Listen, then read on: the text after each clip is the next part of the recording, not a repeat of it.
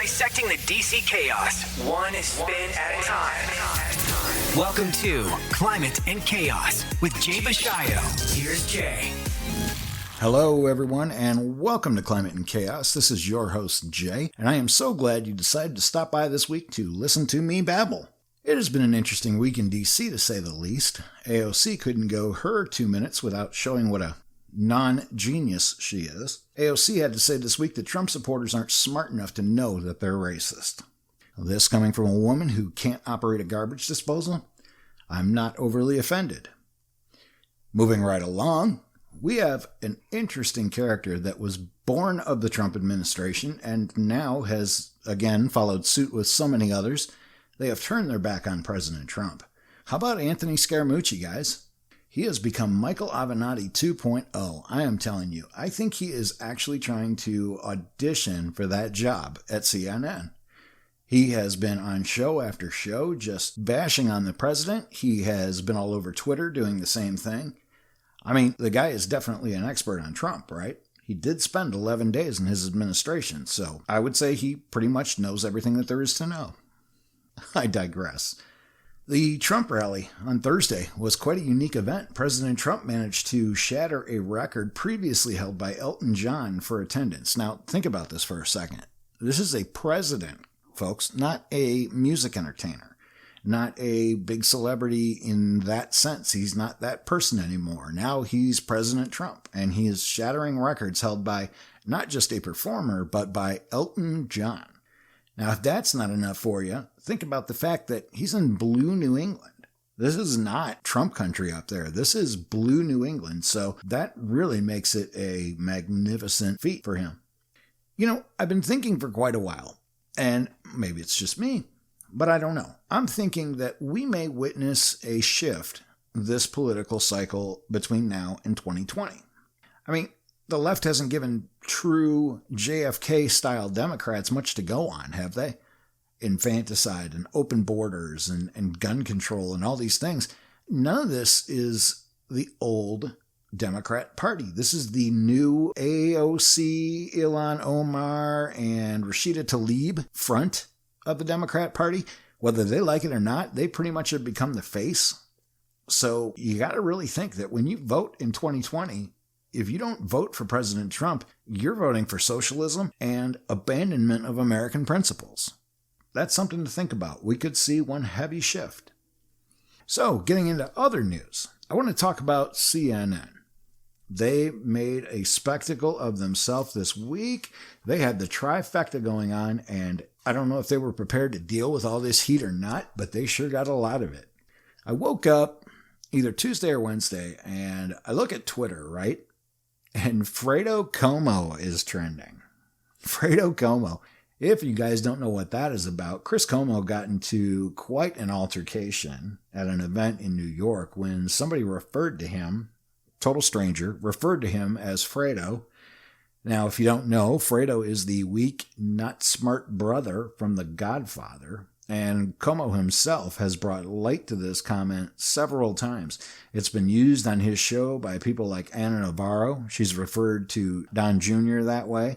I mean, it's a derogative term. You're basically telling somebody they're not smart. Well, Como decided that it was a racist thing to say because it was an insult to Italians. Guys, I'm 100% Italian, and I've never heard somebody call me a Fredo if they wanted to be offensive. Several people spoke up and said that his claim it was racist was rather ridiculous.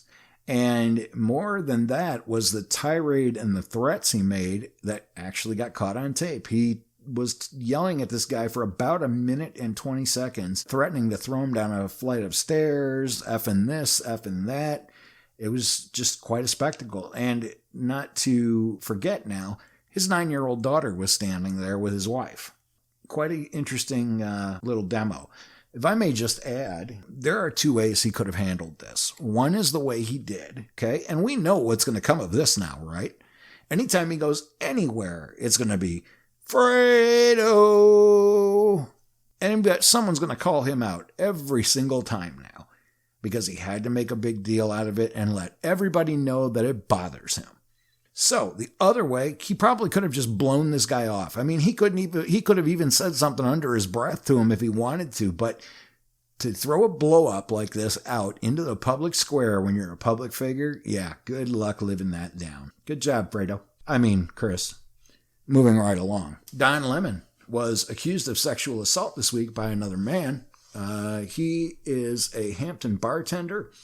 And he alleged that Don Lemon grabbed his genitals and made lewd comments in 2018. I know what they are. I will not repeat them on the air here. So you're welcome to look them up, though, if you'd like, and see what he said. In addition, actually, Chris Cuomo's whole tirade was caught on tape, and you can catch that online, too, if you'd like. The interesting part here, what makes the plot thicken for Don Lemon, is that this accuser has a witness. His witness is his old boss. And this guy claims he pretty much saw everything, tells pretty much the same exact story that the gentleman that accuses him says. So we all wish Don luck in proving his innocence or his guilt, right?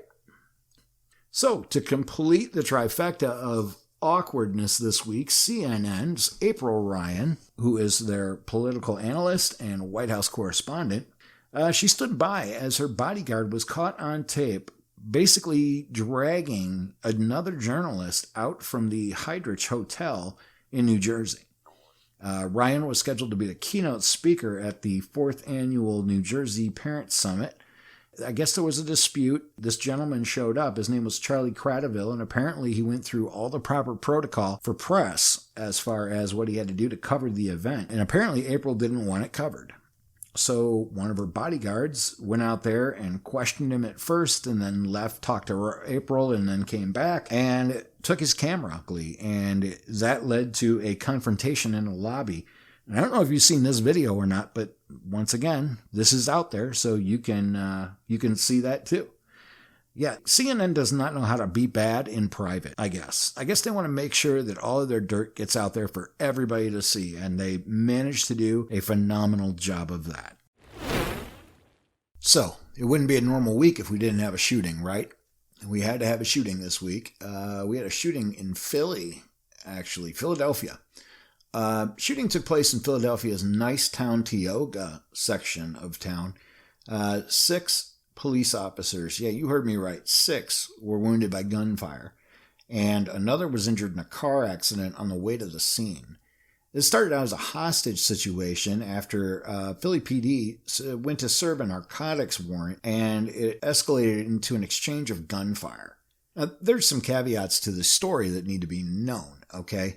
The most despicable event that took place was how these 2020 Democrats had basically ran to the microphones again as the events were unfolding. Like, we didn't even know what was going on yet, but they were at the microphones just blabbing away. A good example is Kamala Harris. She just happened to be on a talk show when this happened. And they asked her about it as it's in progress. She was on TV, so she couldn't have known anything that had already happened. But her fallback was that, well, under my administration, I'm going to give Congress 100 days. And if they don't act, then I'm going to executive order it. And that'll be the end of it. And this won't happen under my administration. Yeah, right. Nice way to politicize a tragedy. Now, I talked about this last week. The Democrats just love a tragedy because they're just so inept about dealing with them, but they're so quick to publish their views on them. Now, Mayor Jim Kinney, of course, he rushed to call for gun control. This is the same guy who was caught dancing after his city became a sanctuary city. This guy couldn't give a rat's rear end about the people of his district, just illegal aliens and things like that. Now, why don't we do something that you would think the media would do, but of course, they fall short? Let's take a look at the shooter. Okay, the shooter was 36-year-old Maurice Hill. He's got an extensive criminal history, including past convictions of gun crimes. His first arrest at 18 years old was in 2001. He had a gun he was caught with an altered serial number. That's a big deal, folks. I don't know if you're aware of that, but it is a really big deal. If you've got a firearm of any type that has an altered serial number, that's a federal offense, I believe. I know for a fact it's a felony. You might find yourself in trouble with the ATF. Now, It's not just one offense with this guy, but he had 6 convictions since that release that are related to guns in one way or another, guns and drugs. So my question is, why in the hell was this guy not in jail? He had already served time. I believe he served about close to 6 years is what I have in my research. But why is this guy out? He obviously can't keep his hands off weapons. He's a born criminal. And now it appears as though there is a group of people that are getting together in support of this shooter. Can you believe that? In support of this shooter. Somehow we have graduated to an age to not condone cops' actions, but to condone criminals is the accepted norm. Now, let me go on record for saying about 98% of the people that were in this area when this happened were good people. You just had that 2% that were anti-police officer and just like that. Now, who's the party of anti-police? Because it sure isn't the Republicans. President Trump is constantly giving credit to law enforcement officials, first responders, everybody that's in that field. President Trump has had their back. But the party that's become anti-law enforcement is, in fact, the Democrats. Once again, great work on their part. But something really needs to be looked into here because I don't understand why this guy was out in the public able to hurt women, children, kids, whoever. But he was out there and he was able to do it. And what should have served as a simple drug warrant turned into a hostage situation involving police and 6 getting shot, 1 getting into a car accident. Now, I am happy to report that last I checked, all 6 police officers had been released from the hospital and were recovering well. Okay, so let's talk about Hong Kong for a minute. I'm sure you know by now that for about the last 11 weeks, they have had pro-democracy protests in Hong Kong. They started in the streets of Hong Kong and they have actually graduated to the international airport, which actually prompted the shutdown of the airport this week. This all started over the Hong Kong government proposed a law that would allow people charged with crimes to be extradited to China. Now, I know what you're thinking. You're thinking, isn't Hong Kong in China? And the answer is kinda. Hong Kong and China have been separate entities ever since Hong Kong was taken by the British under a treaty after China lost a war. After that, it was then returned once the treaty expired. So, yes, Hong Kong, China, but they are different governments and they are different currencies. So apparently, people were not happy with the fact that there would be this extradition allowed. Hong Kong has extradition agreements with 20 different countries, but not China and not Taiwan. That's how this all started. Now, these people are just amazing if you haven't seen them. They are freedom fighters. They're in Hong Kong and they're singing our national anthem in protest and they're holding up our flag. So what started out as a protest over something of a legal nature, a profound political nature, has now graduated into a quest for freedom. The Chinese ambassador to the UK said that the Western media has failed to play a credible role in all this and that they're covering the protest. The protesters are actually showing signs of terrorism. Okay, now whether or not that's true, I don't know, but not from what I'm seeing. Okay, from what I'm seeing on television is I'm seeing a lot of people that are peacefully protesting and are flying our flag and singing our national anthem because basically they want what we got. Doesn't everybody? Well, you can add Hong Kong to the list. They do too. Now, it's important to keep in mind that this is not going unchallenged. Okay, for a while, the central government wasn't doing a whole lot. But now this same ambassador has claimed that the government is not going to sit on its hands and watch. The Hong Kong mini-constitution states that they can ask Chinese garrison in the city to help maintain order. So I saw that there were some trucks stacked up, a big military convoy at one point. I don't think there's been any engagement at the time of this recording, but that's not something that couldn't change. Now, they asked John Bolton what he thought about this, and John Bolton made a very good point. He said that the Chinese government has to look at the situation carefully because people in America remember Tiananmen Square. I remember Tiananmen Square. I was young, but I remember it. The pictures of the man standing in front of the tank, in front of the line of tanks, and the repressional decisions that the government made in 1989. John Bolton is saying that China needs to be very careful not to repeat that and not to have that happen again. Around 60% of mainline Chinese investment goes through Hong Kong. It has a judicial system that's very trustworthy, and it's based on the English model. So it's a lot of what we know here in this country.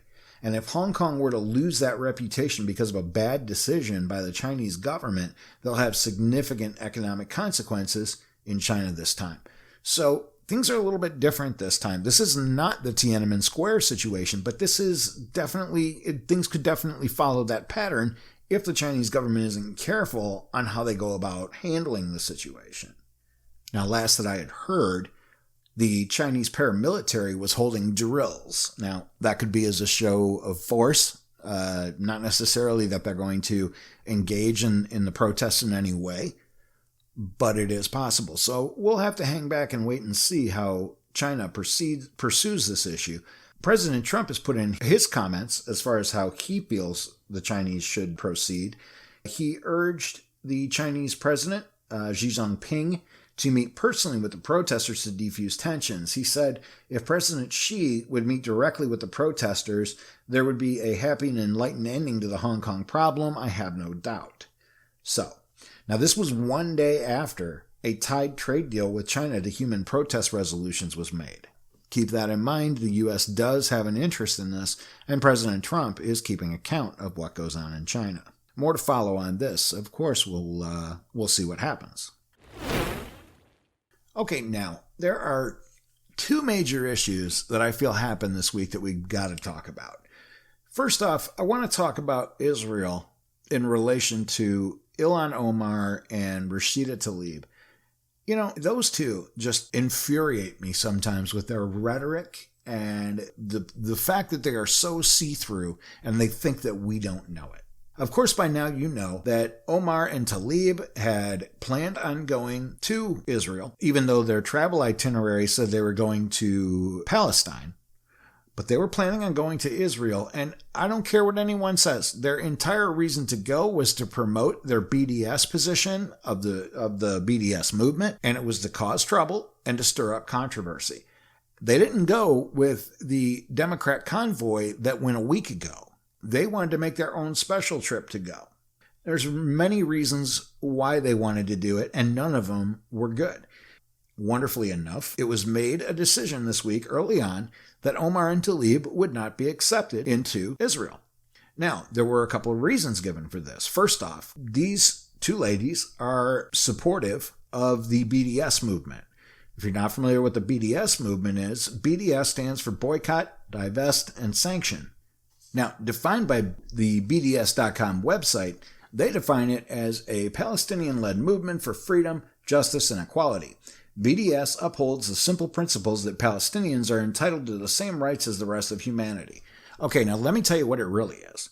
BDS is nothing more than a way to economically break down Israel and force them to give in to Palestine's demand of land that they're not entitled to. In the Bible, I'm not going to quote the Bible, but in the Bible, the land that Israel occupies was given to them by God.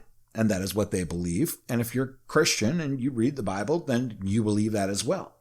The Palestinian war over this has gone back forever and ever.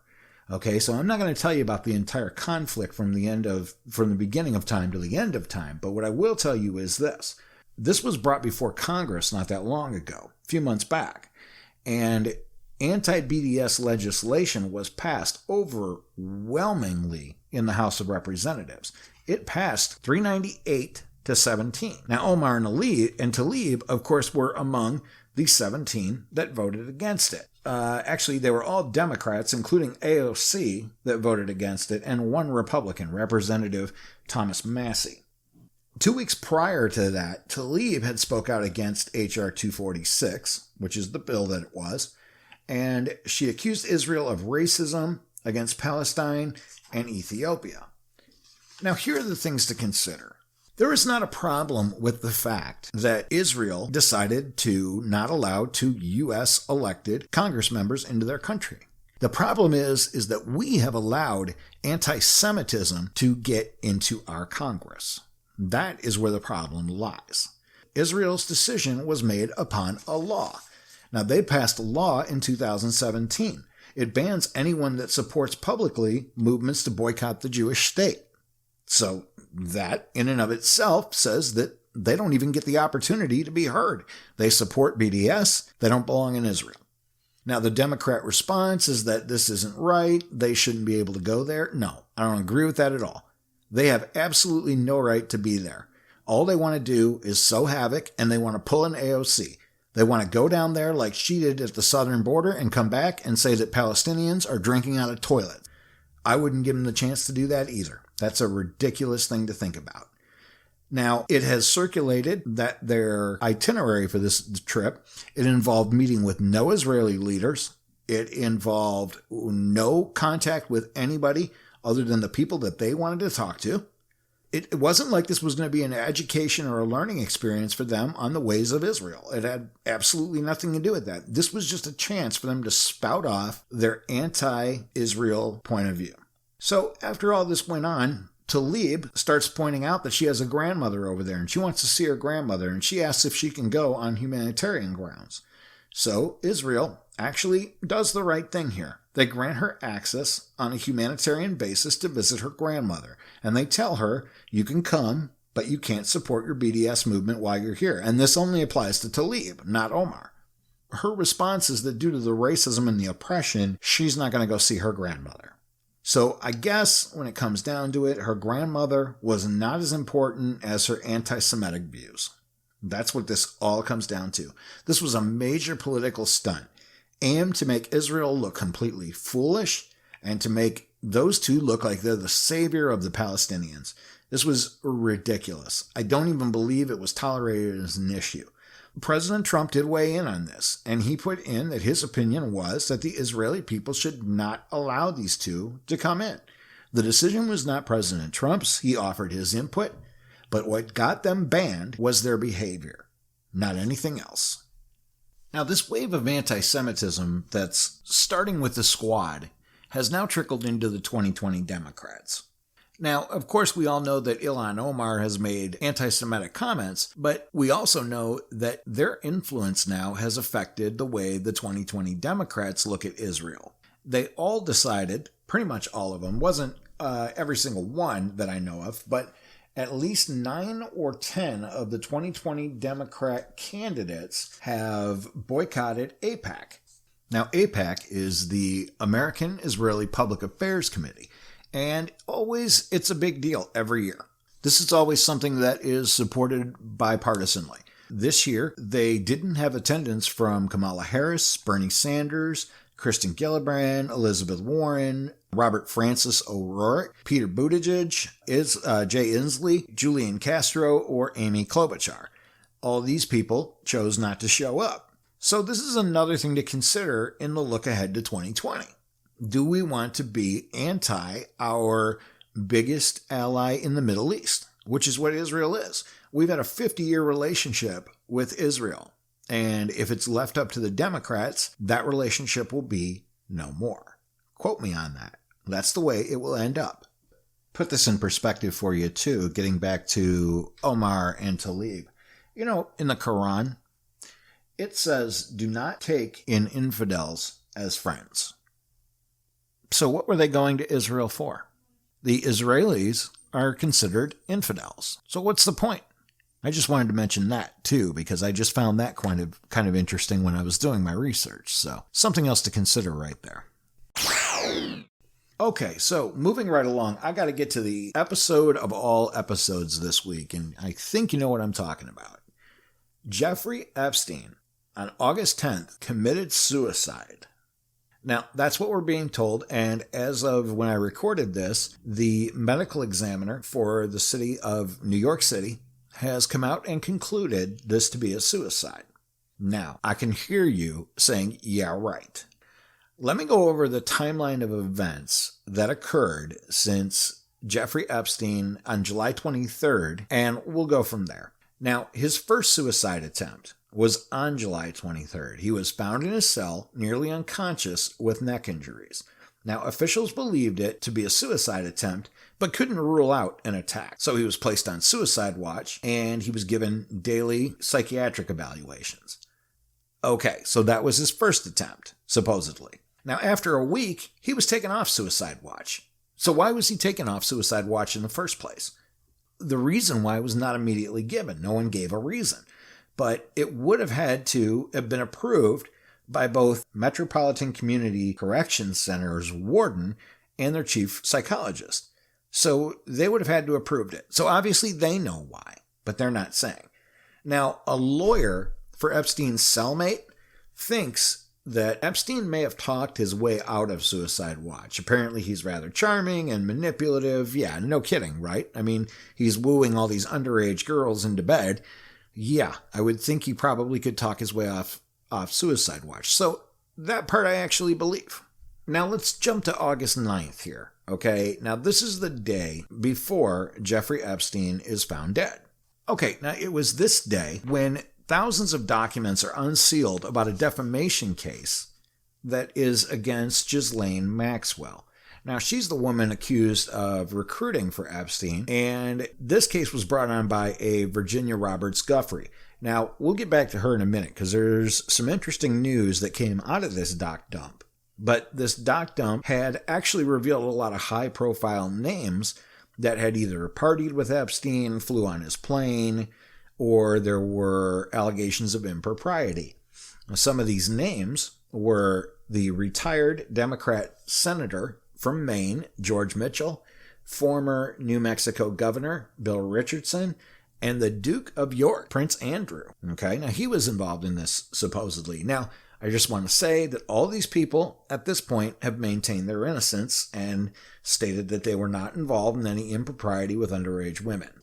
So now, be that as it may, let's see what we have here. Okay, huge doc dump comes out, names are named, Jeffrey Epstein is dead the next day. Yeah, we're supposed to believe that that was suicide, right? Okay. Now, he had shared a cell with an ex-cop awaiting trial for murder and drugs. But when he was returned, he wasn't returned to that same cell when he was taken off suicide watch. So why not? There was no reason given. But he was put in a different cell. And the identity of his new cellmate wasn't given. But at some point before he died, that cellmate had been removed. And they said I had heard that it was very unusual for him to be in a cell by himself. But that's exactly how he was. He was in a cell by himself. No new cellmate. And he left the cell alone for the remainder of that Friday night prior to his death. So, like I said, people have stated to media members that that is an unusual thing. Why would they do that? Why would he be given a cell all by himself? On August 10th, the guards didn't check on Epstein for several hours. Now, protocol is they're supposed to check on him every 30 minutes. There's 2 correction officers working. Both are in the middle of working overtime. One is actually in the middle of an 80-hour week, okay, because MCC is apparently extremely understaffed. And Jeffrey Epstein is found unconscious in his cell and later pronounced dead. Now, multiple sources began reporting that it was suicide by hanging. All hell breaks loose in the public domain. What starts trending? Clinton body count. Hashtag Clinton body count. Hashtag Trump body count. People like Joe and Mika from Morning Joe are saying that the Russians killed him. I mean, everything goes absolutely crazy. Now, of course, people want to link this to Clinton. Now, what would give anybody that idea? It turns out when the feds raided his island in the Virgin Islands, it turned out they found, now you've either seen this or you haven't, and if you've seen it, you're probably still laughing, but Jeffrey Epstein had a portrait of Bill Clinton in Monica Lewinsky's blue dress and red heels. Now tell me that doesn't make you scratch your head, right? The Clintons are strange. I will go with that. They are extremely strange. But of course, people speculate that the Clintons are responsible for this because it seems like everybody that may know anything about the Clintons seems to end up dead. Where do we go from here on this, folks? What are we supposed to think? Do we really think that Jeffrey Epstein was about to sing on all these high-powered people? And he changed his mind. He killed himself instead. Yeah, right. I am not a believer of this by any means. Okay? Now, it is true that if he had pled guilty, he was looking at a 45-year sentence, which at his age is pretty much a death sentence anyway. Okay? I get that. But people around him were saying he was in good spirits. I mean, I think this was a guy that was on the verge of being given a new life. I mean, sure, he might have done some time, but I think he was going to start naming names and indictments were going to start flying down, and he was going to be able to start his life over in witness protection or whatever it was that they had in line for him. Now, the Bureau of Prisons, of course, is under fire. Bill Barr has come out and said that he's shocked and angry, and he's ordered the FBI and DOJ to do investigations. Now, this is the same FBI that invented the Russian collusion story for so long, right? We're supposed to trust these people to get to the bottom of what happened? And like I said, at the time of this recording, it has been officially ruled by the medical examiner of New York City that this is, in fact, a suicide. I can count probably on one hand and have fingers left over if I counted the amount of people that actually believe this was a suicide. So this is the deep state at work. That's my opinion. I'm allowed to give that because this is America, and that's what I think. I think a lot of you believe the same thing I do. I'm not going to start saying it's related to any particular person or family or anything like that. I just say things look extremely, extremely suspicious. The biggest problem I have with Jeffrey Epstein's suicide is that his accusers will no longer get their day in court. Okay? Now, this Virginia person that I mentioned that we would get back to, remember her? What was released was her testimony in a video deposition from 2016. There was a lot of information that came out about that, including information on President Trump and on Bill Clinton. First, let me just mention the document dump not only did it include this video testimony from 2015, not 2016, where she said she was kept as a sex slave in the early 2000s when she was underage, but there was also an Amazon receipt. This Amazon receipt was in Jeffrey Epstein's name, and it was a receipt for purchase of books. The books included S&M 101, A Realistic Introduction, Slavecraft, Roadmaps for Exotic Servitude, Training with Miss Abernathy, a workbook for erotic slaves and their owners. Right. Okay, now we're getting somewhere, right? In addition to that were Ms. Guthrie's medical records from 2001, where Jeffrey Epstein had taken her to the hospital for fainting, vaginal bleeding, and a list of other things. There were also documents from other women as well. Now, let's go to the most important thing in this docu-dump, the testimony that Virginia had given for her lawsuit against Jeffrey Epstein and Ghislaine Maxwell that started in 2015. Like I said, she had said that she was kept as a sex slave in the early 2000s. She claimed she was instructed by Maxwell to have sex with Governor Richardson and with Senator Mitchell. In statements, both have denied. One says that he knew her, but none of it happened, and the other states that he didn't even know her, that this is all made up. A 2011 Daily Mail story stated that Guthrie had stated that Epstein and Trump were good friends, but she disputed that in her video. She said the only reason that she thought that they were friends is on the account of Jeffrey Epstein. He was the one that said that. They had also speculated that he partook in flirting with her, that he was there on the plane, there at the island. Now, when she testified on this video, she contradicted all that. She stated that she had never seen President Trump at the island, never seen him on a plane. The only time that we know that he was on that plane was he hitched a ride, I think, from somewhere on the East Coast back up to New York. that right there is a pretty good indication that President Trump had zero involvement in this. Conspiracy theorists, go back to work. But you struck out on this one. She did not, however, refute other details of the mail story, including that Epstein had held a dinner on his Caribbean island for President Bill Clinton shortly after the Clintons left office, and that is also backed up by another document in the release. The document states, I'd have been about 17 at the time. Now, this is Guffrey saying this. I flew to the Caribbean with Jeffrey and then Ghislaine Maxwell to pick up Bill in a huge black helicopter that Jeffrey had brought her.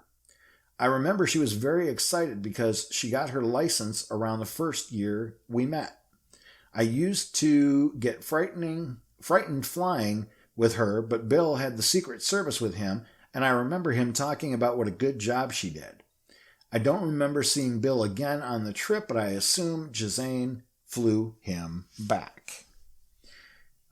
When asked for comment, a spokesman for Clinton said he had never been to Little St. James, which is the island that Jeffrey Epstein owns.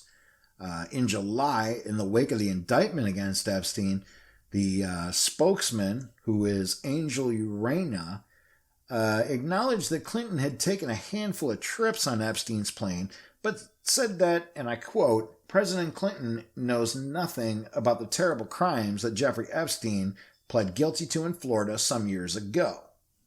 So, we'll see how this turns out, but there is definitely going to be a lot coming from this. So, stay tuned on this as well. All right, we covered a lot of information this week. It has been an informative week, has it not? These podcasts are possible because people like you actually take the time to listen to me. I can't thank you enough. Again, like I said earlier, and I say it every week, and I'm going to keep saying it until my follower count is through the roof, please follow me on Twitter and Parler if you haven't already. I am at Proud OIF Vet. You guys have a wonderful week, and I will be back with another podcast on Monday where we will talk about all the wonderful things that happened in D.C. this week. Till we meet again, take care of each other.